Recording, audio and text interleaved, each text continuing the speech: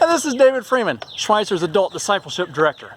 So I taught map and compass work, orienteering, or as some participants called it, how to get lost in the woods, for 17 years. And there was one thing that really frustrated me about that.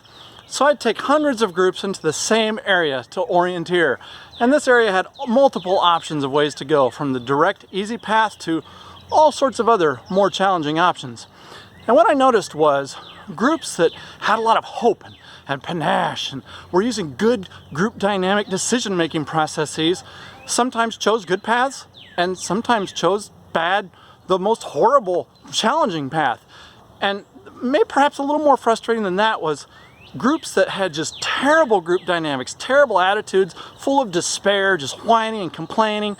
Sometimes they would choose the straight, easiest path. Sometimes they would choose the most difficult path. But what was interesting is time and chance seemed to happen to all of them, as Ecclesiastes said.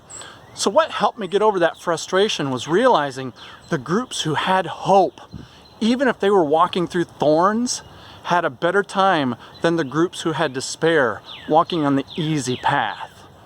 As the middle of Romans 8 says, for in hope we have been saved. We can function in hope regardless of the circumstances of this life.